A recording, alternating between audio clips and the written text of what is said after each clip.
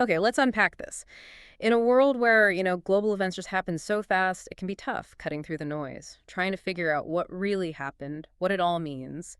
That's why we're here today for another deep dive. And our focus this time, it's the recent U.S. airstrikes on Iranian nuclear facilities. Happened June 22nd, 2025, officially called Operation Midnight Hammer.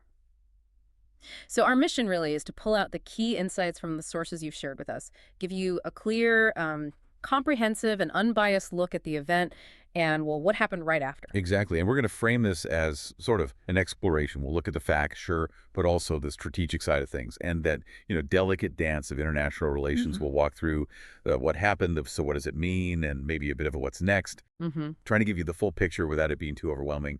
And our sources, they cover the military action itself, damage assessments, Iran's reaction, and the global response, too. Great. So let's jump right in. Operation Midnight Hammer. This was a major U.S. operation, June 22nd. And the targets were three really key Iranian nuclear sites. Fordo.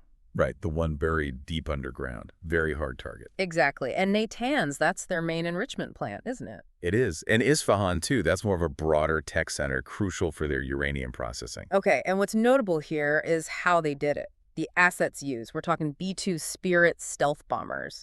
Top of the line, hard to detect. Stealth is key for that kind of mission. And they dropped these GBU-57AB massive ordnance penetrators, MOPs. Bunker busters. Huge ones. Designed specifically for targets like Fordo. Right. And sources also mention submarine-launched Tomahawk missiles for precision. A mix of capabilities, then. Penetration and precision strikes. And almost immediately after, President Trump announced the sites were, quote, totally obliterated. Ah, yes, the totally obliterated claim. But the big question is always, what was the actual impact? This is where it gets interesting. U.S. intelligence. Well, it offers a bit of a counter-narrative.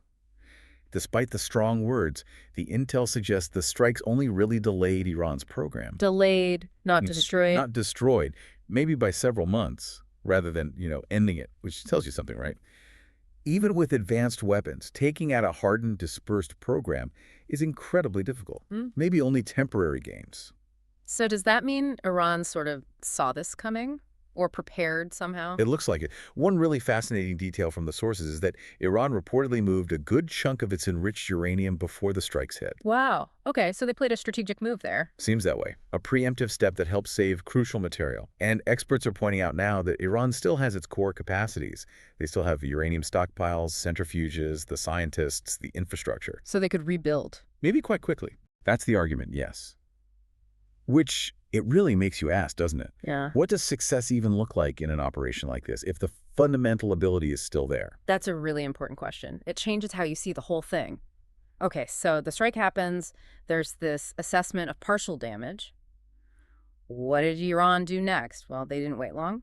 June 23rd, the very next day, missile strikes aimed at Al Udeid Air Base in Qatar. Al Udeid, Yeah. a major U.S. hub in the region. Yeah. Sources say 6 missiles got through, actually hit the base. 6 hit. And Qatar intercepted others. 18 others reportedly intercepted by Qatari defenses. Still, 6 hitting is significant. Definitely a direct military answer. But there was more, wasn't there? Something geopolitical. Yes. The Iranian parliament, they voted to consider closing the Strait of Hormuz. Consider closing it. Okay, so not definite yes. Not yet. Needs formal Security Council approval in Iran, but just the threat. Oh, the threat alone is huge. Hormuz is vital. What, like 20% of the world's oil goes through there? Roughly, yeah. Yeah. So threatening that is a major strategic lever. It's a classic asymmetric move, isn't it? Hitting back not just militarily, but economically. Threatening global stability. And we should also remember, this U.S. strike wasn't out of the blue. There's context. Sources mention that just before this, Israel had also been hitting Iranian military sites, part of that larger ongoing Iran-Israel conflict. Right, and there were those Mossad-linked drone sabotage campaigns too, weren't there? Exactly. So it's not just one event. It's layers upon layers of conflict. Multiple actors, different tactics. Okay, let's shift gears a bit. What about the reactions? Globally, politically, domestically in the U.S., President Trump stuck to his guns, right? Total success. Yes, maintaining that narrative, dismissing reports, questioning the level of destruction as fake news. Right. But U.S. intelligence, as we said, offered a different view. A much more cautious assessment, yeah, suggesting that really dismantling the program needs more than just airstrikes. It's a much bigger puzzle. And that created divisions within the U.S. too, right, among lawmakers. Definitely. Some supported the strike, saw it as necessary, decisive. Others raised constitutional flags, about executive power, wanting more congressional oversight. Which often happens with these kinds of major military actions, especially when the political message and the intelligence assessment don't quite line up. And it wasn't just a U.S. internal debate. The international reaction was pretty swift and strong. Oh, absolutely. You had Russia, China, the UN, all basically saying the same thing. Which was? That this was a dangerous escalation, that it risked a much wider conflict. So a lot of alarm bells ringing internationally. Yes. Widespread concern about regional stability and what it could mean for global security overall. Okay, so lots of tension, military strikes, threats. Huh. But have there been any moves towards cooling things down? Diplomacy? There have been some efforts, tentative ones. Like what? Well, sources mention a mediated ceasefire emerging between Israel and Iran. Fragile, but it's there. Mediated. Who by? Facilitated by U.S. diplomacy, actually. Interesting. So the U.S. involved in both the strike and the de-escalation attempt? Right. But fragile is the key word here. Okay. Our sources really emphasize that. Iran is still pushing for security guarantees. The negotiations are very high stakes. And the military threats haven't gone away? Not entirely. It's a very fluid situation. Yeah. Diplomacy is happening, yes, but the risk of things flaring up again is still very real. It's a complex path forward.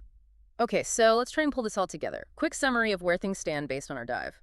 June 22nd, U.S. strike, Operation Midnight Hammer hits 3 Iranian nuclear sites, Fordo, Natanz, Isfahan, used stealth bombers, MOPs, Tomahawks. Right. Damage assessment suggests maybe a 3-6 month delay, maybe a bit more, to Iran's program, not total destruction. And Iran apparently moved some uranium beforehand. Then Iran hits back. Missile attack on Al Udeid in Qatar. Plus, that threat to consider closing the Strait of Hormuz.